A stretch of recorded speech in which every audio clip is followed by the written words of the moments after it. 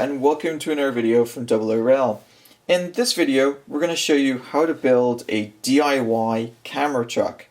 Now I've done this before. A couple of years ago I created a DIY camera truck using some very small point and shoot cameras, the original GoPro Hero and a bogey booster. I also did a follow-on video showing you how you could use nanny and spy cams, such as those pen cameras, to produce a camera truck type video.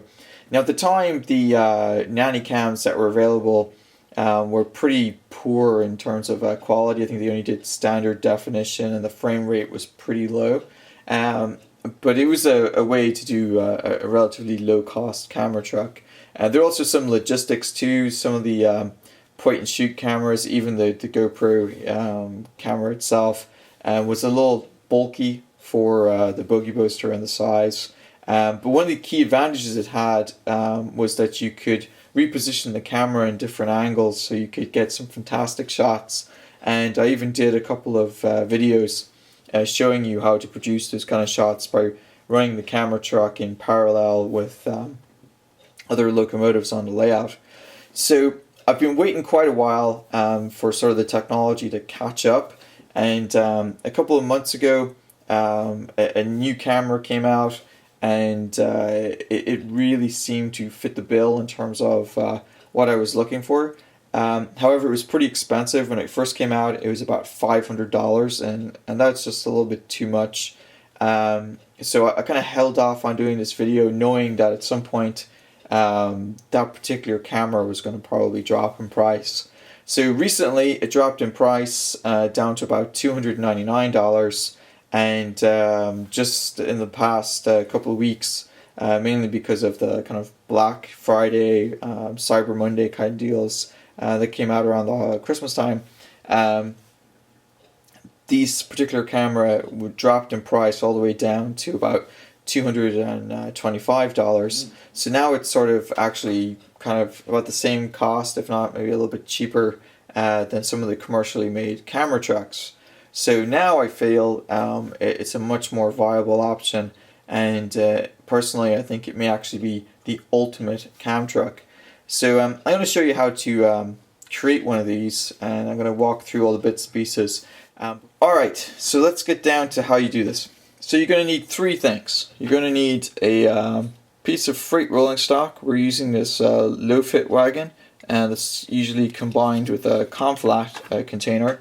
And in case you're wondering what a conflat container is, there's two of them. Now these wagons cost about, this is one from Bachmann, it's pretty nice, costs about £11, but you can find them a lot cheaper on eBay. Hornby produce them, Dapol produce them, so they're easily found. You could also use a bogey booster. However, if you remember from our previous videos when we tried to do this before, the bogey booster typically wiggles back and forth on its axles, so it's not always the stablest of things to put the camera mount on. So by using this low fit wagon that's a lot more stable, it's going to be a better platform. Plus it gives us the option of rotating the camera around, so we can actually get various different angled shots, not just front on or rear. So the type of camera we're going to use needs a storage device, and it uses SD for storage. So we're using this micro SD XC UHS-1 high performance SD card. Now this is actually one of the SD cards that's recommended by the camera company, so we went ahead and just ordered this. Now this was dirt cheap. I think with the actual card reader, the 64 gig version was something like $15–20, so it wasn't too bad at all. So the camera itself, if you haven't already guessed, is the Hero 4 Session from GoPro. So you can see there it's actually in its outer casing, and it has this kind of protective mount. Now we're actually going to take the camera out of its mount since we don't need the mount, and it makes it a little bit smaller. But it's about 1.5 inches and it's cubed. And because it's cubed, it will fit right in here, because if you measure from side to side, this is actually exactly 1.5 inches. So I'm hoping it'll just drop in. But even if it doesn't just drop in, we should be able to use something like blue tack or produce a small mount for the Camtruck. So today we're just going to use blue tack, but probably in a couple of days, depending on how the blue tack works out, I may ultimately build some kind of dedicated mount for it.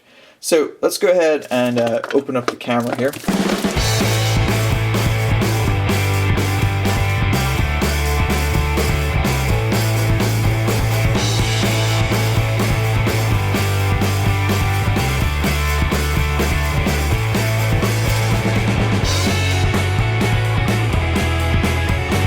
Now I'm probably gonna have to charge this, but we'll see if it works out of the box.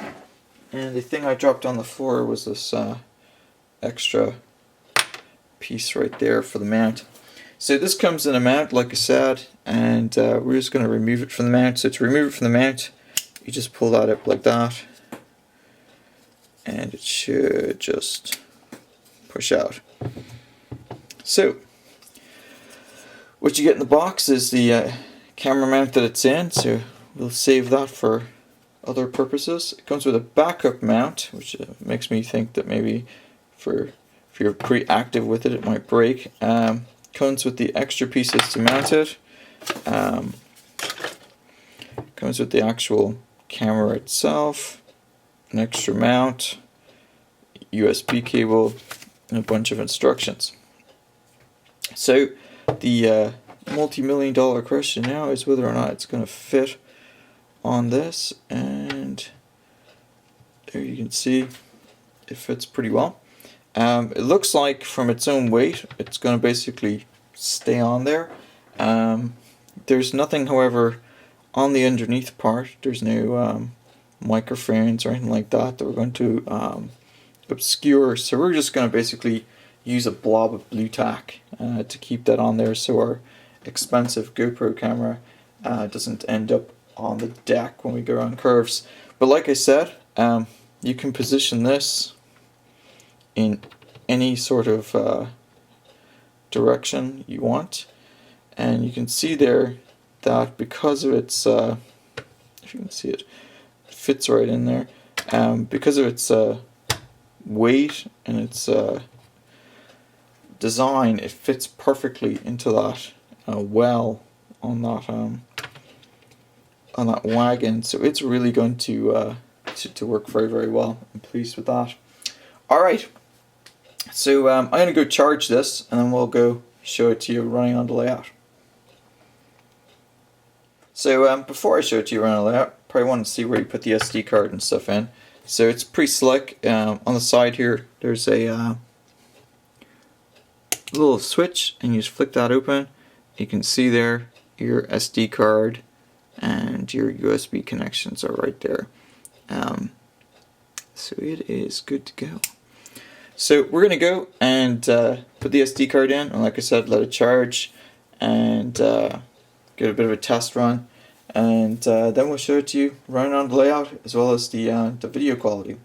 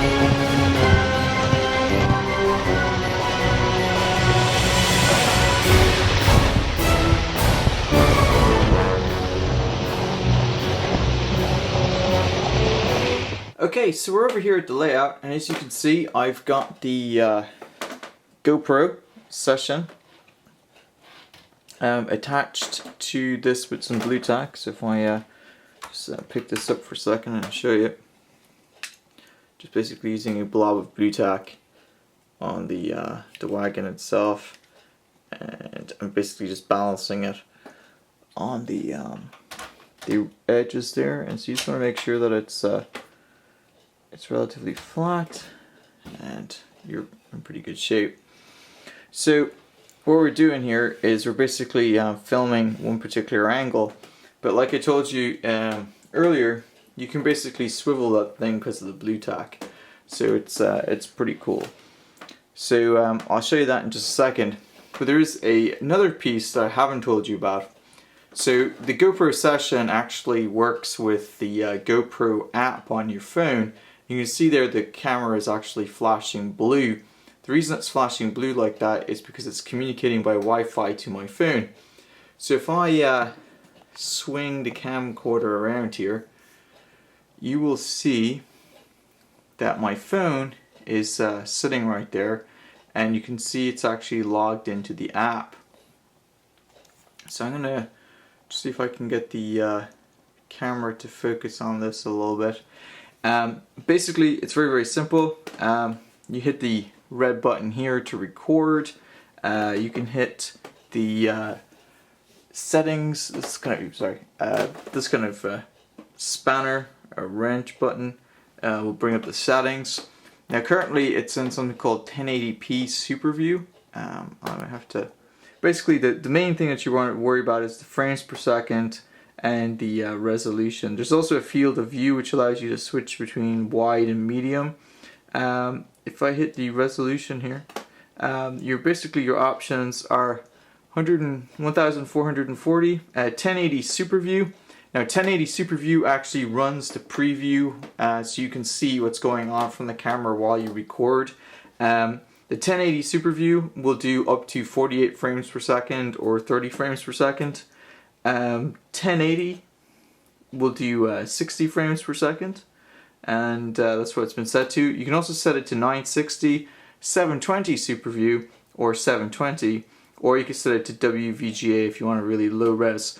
Now I normally shoot in 1080p,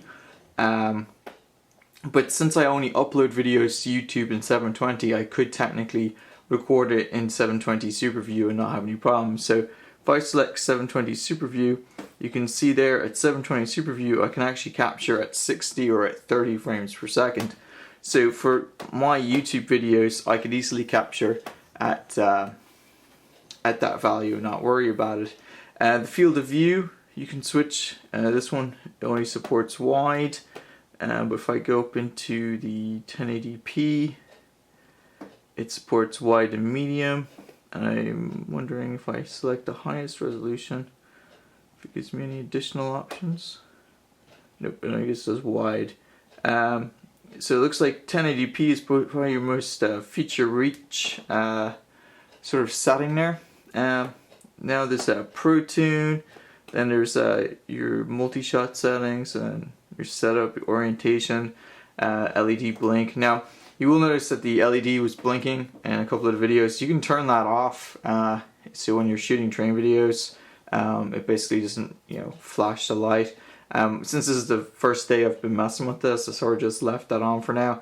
But I think once I get it going, I'll probably just turn it off. You can switch the video format between NTSC and PAL, and you can delete your SD card and do all your usual stuff.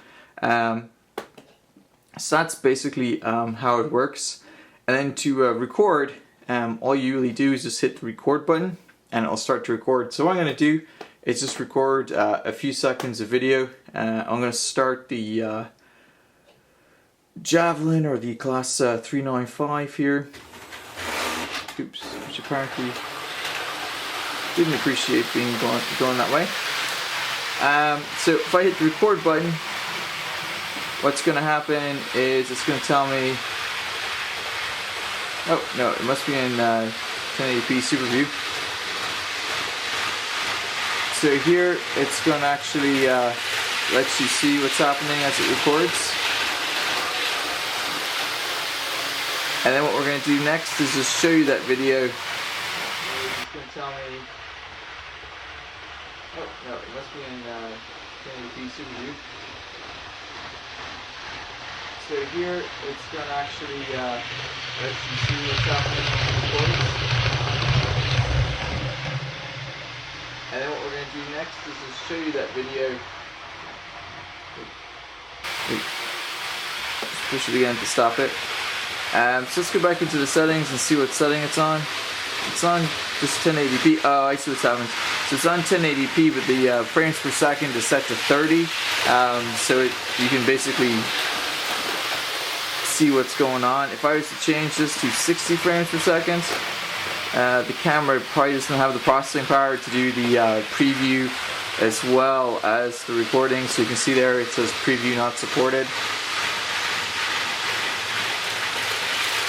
And we'll just show you the same shot with the train going along in the background so you can see the difference. Alright, so what we're going to do just for the purposes of this, I'm going to set this back to 30 frames per second since we upload in 24 frames per second anyway. It's not going to matter. So this way at least you'll get to see what's going on. So what I'm going to do next is I'm going to actually rotate the camera. So let's flick this thing back around so you can see what I'm doing here. So there you can see the camera's on the Camtruck, and all I'm going to do, get the gel in fast, just put my fingers on this and just rotate the blue tack around, and I'm going to position it in such a way that about 2/3 of the camera, see if I do that it's going to fall over. So I need to position it all the way back so the camera is pretty heavy. It's more centrally balanced on the truck here, and you can see now it's not going to tip over. If I pan this back, you can now see that our field of view has changed, and we should be able to do a tracking view or run this in parallel or whatnot. So what I'm actually going to do is I'm going to hit record on this, and I'm going to try to get the Western Centurion that was actually on this track to push this Camtruck around very slowly. So let's see, let's get the Western Centurion going here.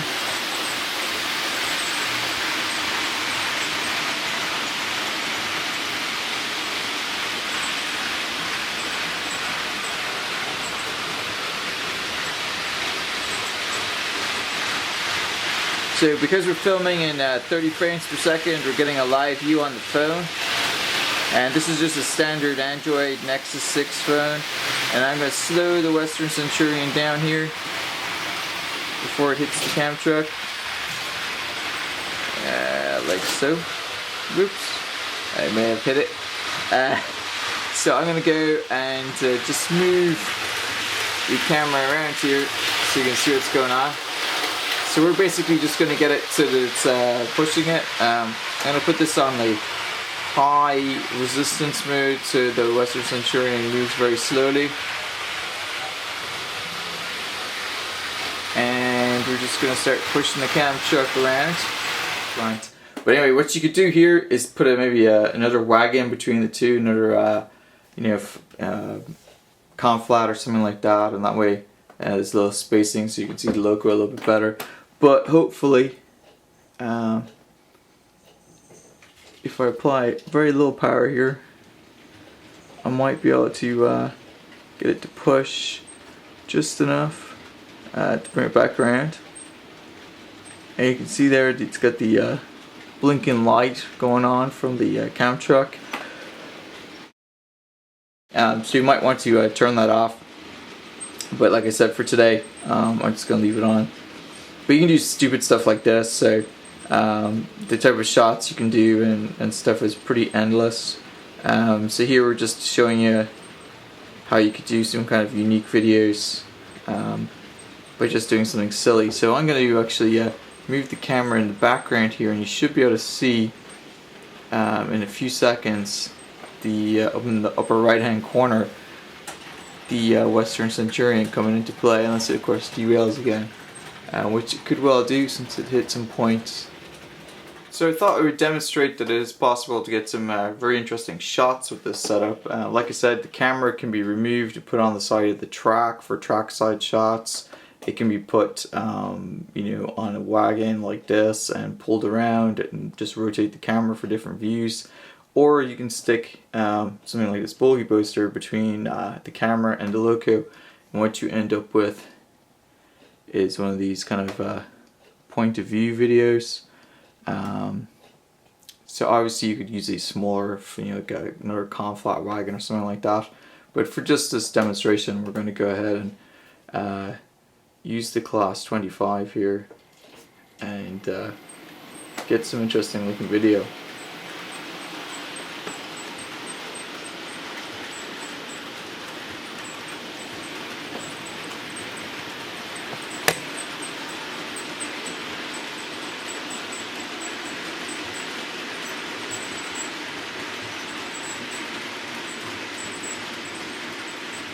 So you can see here, if you use the shorter wagon, you'd actually be able to get a pretty good frontal view of the loco. But this will sort of give you an idea of what you can do.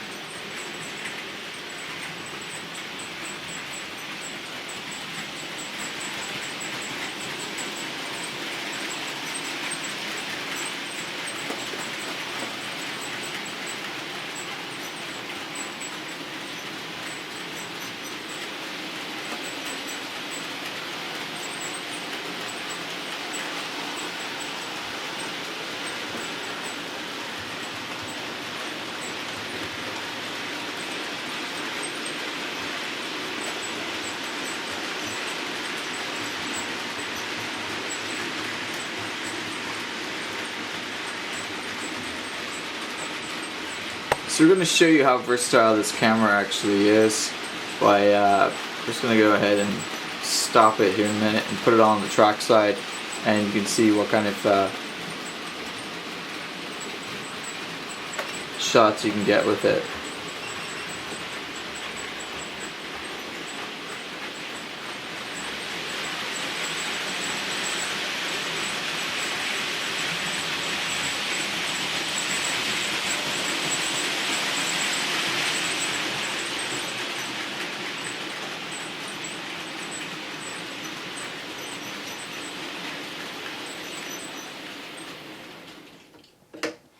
Okay, so you can see we've just used the GoPro to take some onboard train shots from the front and the rear, and now what we're going to do is to show you that with the same camera, within a few seconds you can just take it off and put it on the track side and then get better shots that way as well.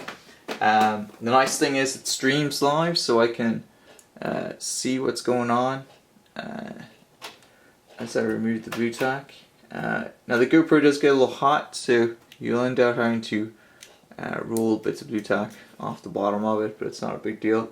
There you can see I've put it track side, so if I go and move the camera around here, you can see now it's got a more of a track side look to it. My hand is going to be in the way just a second. I'm actually going to remove the bogey booster and the flat wagon, since we don't really need that. And so now what we're going to do is just shoot some more video with it. So here I'll pan the camera back around, just so you can get the same shot. Maybe we'll do picture in picture in the video. But I'm going to hit the button. You can see there, the camera is now starting to record, and I just apply some power to the train, and now I'm getting some interesting trackside shots. Now the coolest thing with the streaming to the phone is that I can decide whether or not I like the shot, and obviously this particular camera is a fraction of the size of the camcorder that I normally do, but it's capable of basically producing the same kind of video. In fact, it's capable of producing better video. And I've got a pretty decent camcorder, so what I'm going to do next is just show you that, for example, I can pick up the camera. So there you can see I'm watching the video, and now I'm just pulling the camera up, and you can see I can take shots of the whole layout like this. I can also go and just take shots of the camera. So you can see this is my usual camera setup. It's this very nice Canon HG10. Now it's a little dated, but it still works pretty well. And you can see there it's recording pretty well. So I'm going to take this and put it back trackside, and it sounds like it may have something derailed, but we'll see. And maybe I don't like this particular view. I can, like I said, adjust that until I get one that I like. Maybe I'd like to pan it backwards.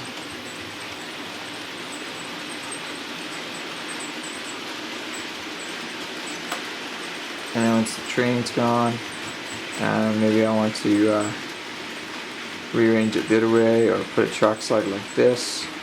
Now it's got pretty decent clearance. It will actually fit between two tracks like that, but obviously it's going to hit the train on the side. So what I'm going to do is bring that class 25 to a stop, hopefully before it hits the camera this time. But basically that's it. So you can see it's a very versatile camera. You could slap it on platforms, which I've already done. You could put it in between buildings. It's only 1.5 inches wide, so it'll fit pretty much anywhere on a layout compared to the 4 or 5 inches that this camcorder is. And this is a pretty compact camcorder as well, so I'm very pleased with this particular GoPro. Now there is a bit of a delay, so if you are watching the screen on the phone, it will take a few seconds for it to show up. But you can see there, it looks really cool. And so I can swing this around, and you can see that it's sitting there. Now what I'm going to do is I'm actually going to turn off the blinking light so you can see what I was talking about. So where is the there we go. So I'm going to hit the button here. I'm going to find the LED blink, and I'm going to turn that off. And I'm going to go back. Now what I'm going to do again is I'm going to hit the record button, and this time you can see there's actually no reflection going on. And if I pan the camera back, you can also see that it's no longer flashing. So if you don't want that red glow in your videos, but you probably don't, you can just turn that LED blink off. Now it is kind of handy to know what's going on, and when you turn the LED blink off, it does seem to activate the display on the top. So you can see here the display is active.